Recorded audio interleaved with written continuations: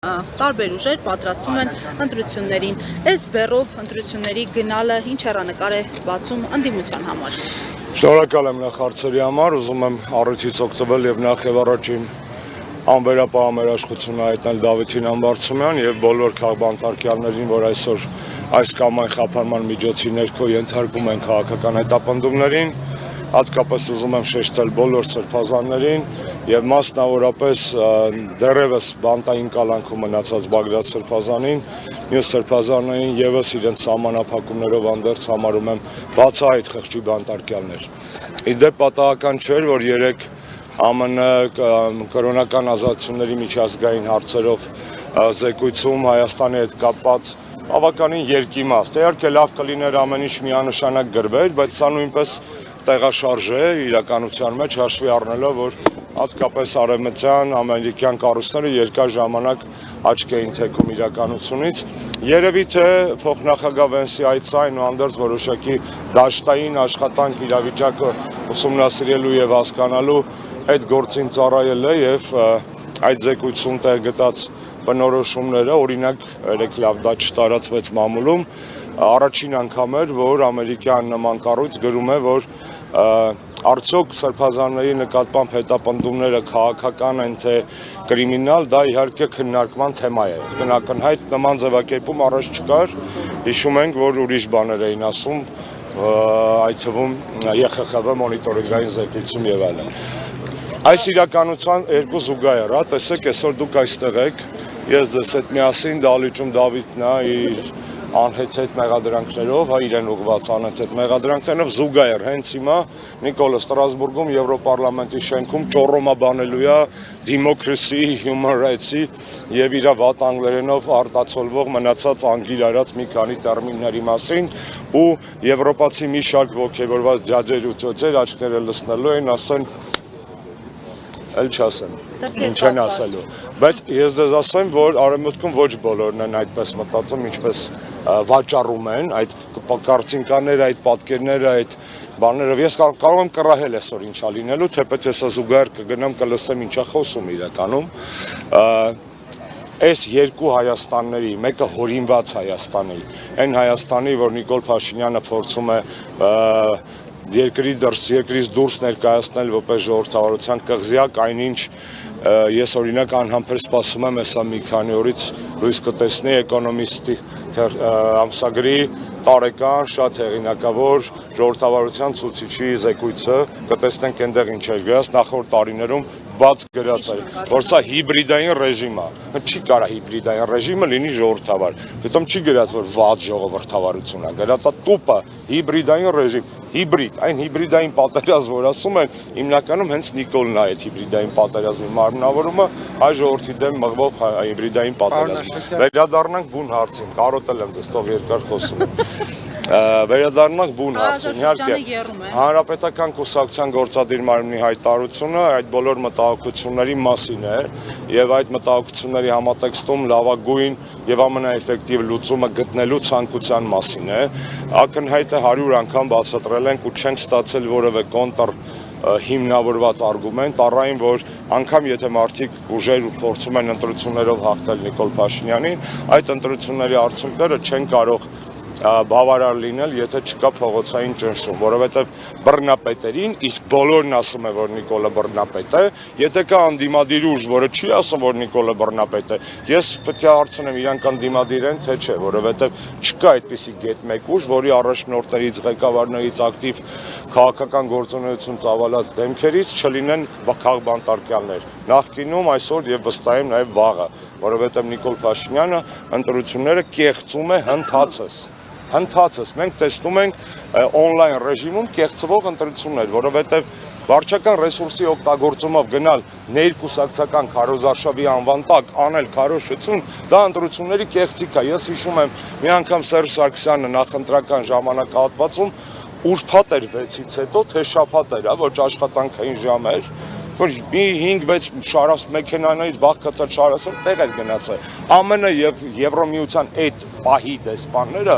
մարմնի մաս չէր մնացել իրանց վրա, որ չճղեին, որ չասային, որ սա վարչական ռեսուրսի շահագործում է։ Ես դες 100%-անոց ինֆո եմ տալիս։ Իսկ այսօր, երբ որ շաբաթ-կիրակի օրերով վերցնում են հազարավոր ախրանաներ, պետական միջոցներով շրջում են, պետական հասարակական քարոզչական միջոցով, ինչպեսին համայնքը պետք է լիներ, լուսաբանում են, երբ որ ակնհայտ կուսակցության արշավը արվում է պետական միջոցներով, էլ որն է կեղծիքը, եթե դա կեղծիք չի, էլ չասեմ այս դատավարությունների մասին, ընտրական օրենսգիրքը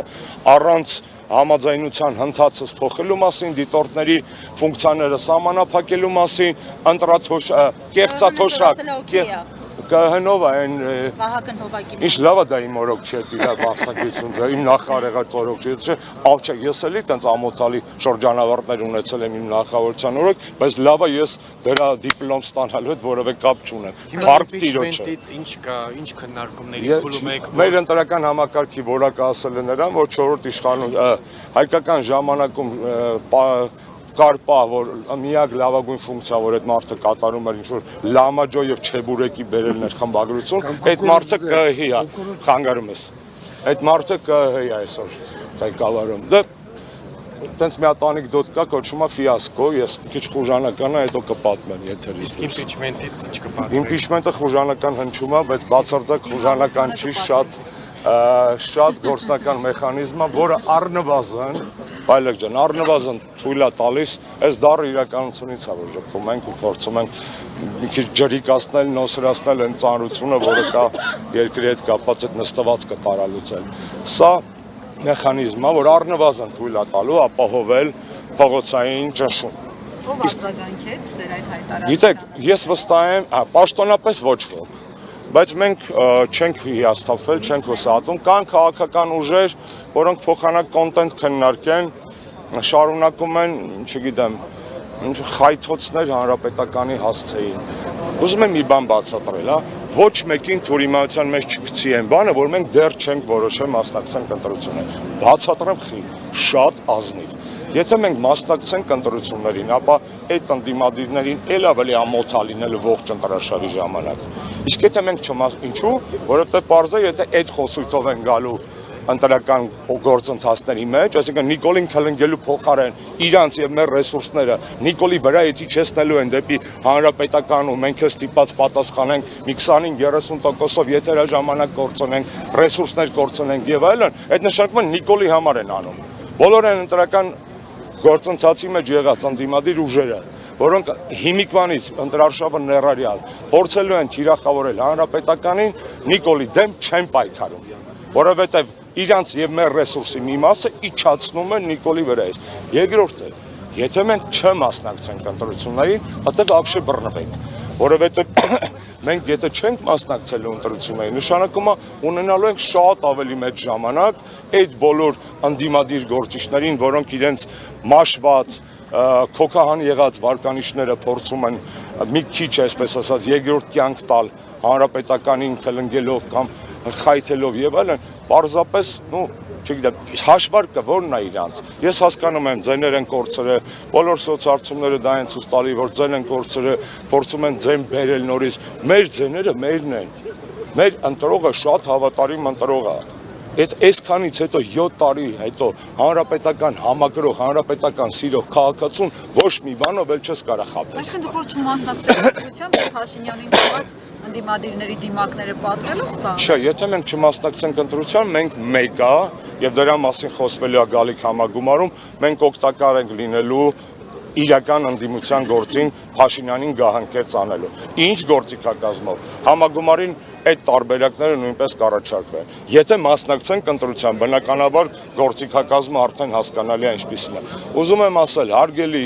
ոչ երբեմն ոչ այնքան սիրելի, որպես կանոն անցյալում, ընդդիմադիր գործընկերներ, խնդրում եմ ձեզ, մեզանից հեռու մնացեք։ Մեզ կպնելը ձեզ ձեռ չի տալիս, որովհետև մեր պատասխանները ձեզ էլ ավելի են մաշացնում։ Եվ երկրորդը դուք խանգարում եք մեր եւ հուսով եմ նաեւ ձեր իրական գործին Նիկոլ Փաշինյանից ազատվելու։ Յան տվեք մեզանից։ Այսինքն այդ արդեն փսիխոզ է որոշ մարդկանց մոտ, պարզապես փսիխոզ է։ Վերադառնանք բուն հարցին։ Ես վստահ եմ, որ այդ մարդիկ բոլոր ընդդիմադիր ուժերում կա ըմբռնում առայն, որ Նիկոլ Փաշինյանի հետ կապված ընտրական մենամարտում հայտնվելը լրջագույն ռիսկ է։ Ռիսկ է այն բանի համար, որ Նիկոլը այս օրինակ 1000 անգամ բերել է։ Գլադիատոր են առաջի են լավը։ Կինոն բոլորը տեսել եք, չէ՞։ Այդ որ իմպերատորը իջնում է Մաքսիմուսի մոտ, իբր հաջորդ օրը կռվից առաջ գրկում է ու հետևից դաշույնով խրում է։ Ու տենց վիրավորին այդ Մաքսիմուսին բերում են Կոլիզեի, մեկը էլի իմպերատորը կայսերը սպանվում է, բայց այդ Մաքսիմուսն էլ է մեռնում։ Ուզում եմ ասեմ, Նիկոլի ընտրությունները այդ նույն օրինակն են, ինքը ընդդիմությանը դաշույնով բոլորին խփում է։ Մեզ այտենց խփած քաղբանտարկյալ ընկերներով, եկեղեցու ճնշումներով, ընտրակաշառքով ակնհայտ, որ ինչ առնում է պետբյուջեն, վարչական ռեսուրսի չարաշահումը, ինքը գնում է այդ դաշույնահարված ընտրությունների։ Եթե մենք ուզում ենք, իսկ մենք ուզում ենք հաղթել այս ընտրություններում, մենք ուզում ենք հաղթել միջև ընտրությունները, մենք ուզում ենք, որպեսզի Նիկոլ Փաշինյանը չլինի երկրի վարչապետ, իմպիչմենտի գործիքը առնվազն, տեսեք, չեմ ասում, Աստված տա հաջողությամբ փսակվի ԱԺ-ում քվեարկությամբ, բայց իմպիչմենտի գործիքը նաև հնարավորություն է մոբիլիզացնել մարդկային ռեսուրս, որը պետք է գալու անգամ ընտրությունների մասնակցելու պարագայում, մեզանից միջև ընդդիմադիր բաներ, առաջնորդներ, այդքան էլ ճիշտ։ Պարոն Աշոտյան, շնորհակալ եմ, հաջող։ Մերսի։